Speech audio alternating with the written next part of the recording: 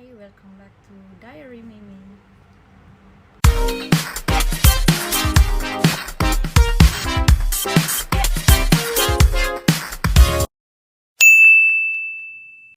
Jadi di video sebelumnya aku udah bilang kalau untuk mengajari anak-anak bahasa Inggris itu bisa dari umur sedini mungkin.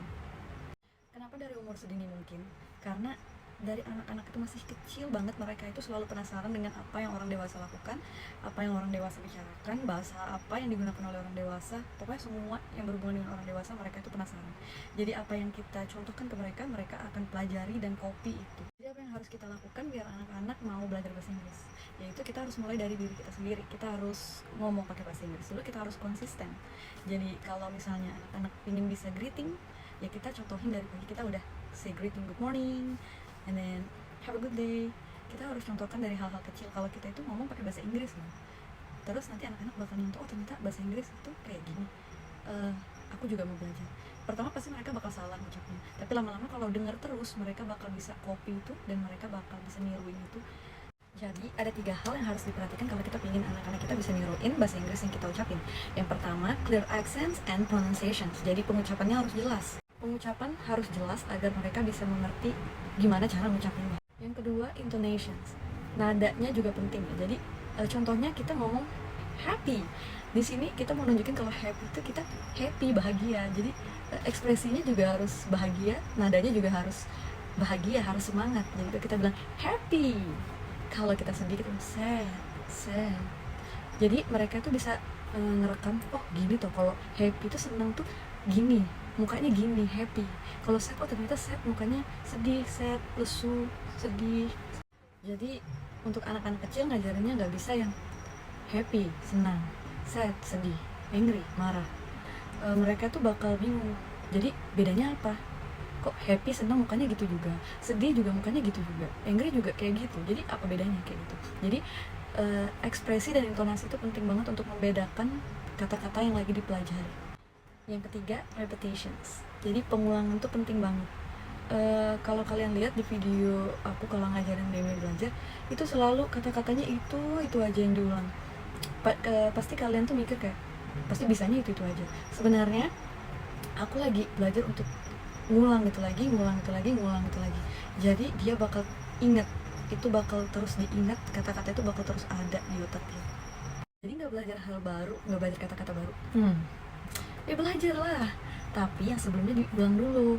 Jadi misalnya sebelumnya belajar kata duck and cow, jadi sebelum belajar yang lain itu dulu yang diulang-ulang.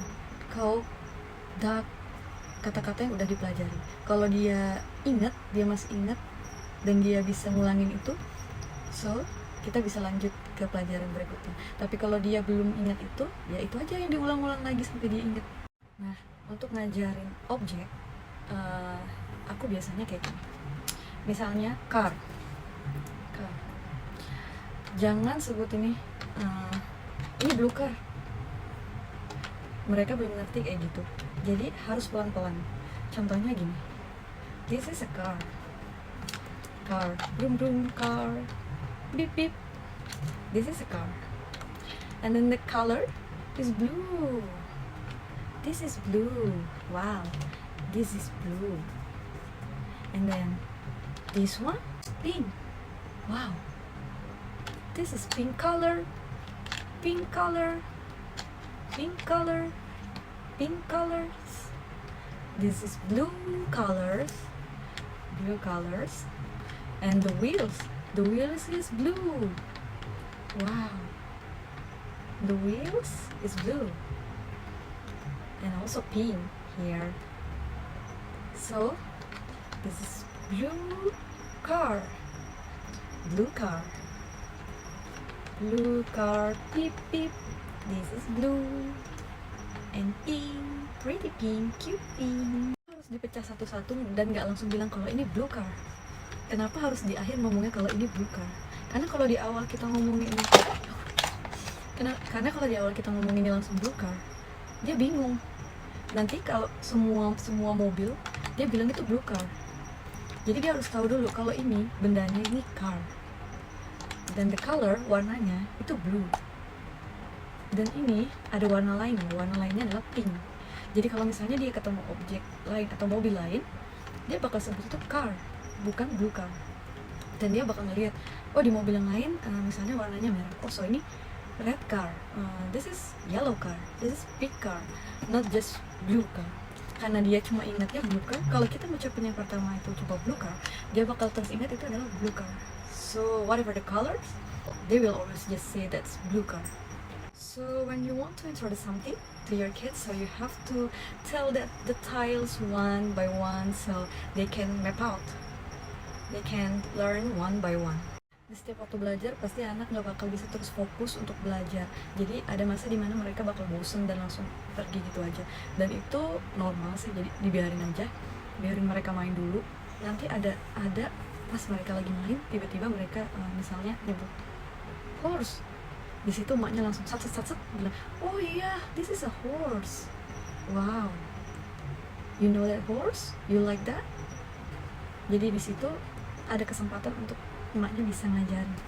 Jadi jangan kalau anak udah stop belajar, emaknya juga ya sudahlah, biarin aja.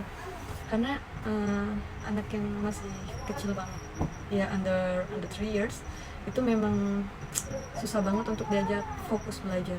Jadi kita harus bisa untuk ngajarin konsisten. Untuk ini loh jamnya belajar. Jadi misalnya jam 7:30 waktunya belajar, it's time to study.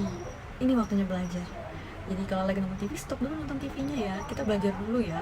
Nanti lama-lama mereka bakal ingat, oh ini waktunya belajar. Mereka bakal stop kegiatannya dan bakal langsung belajar.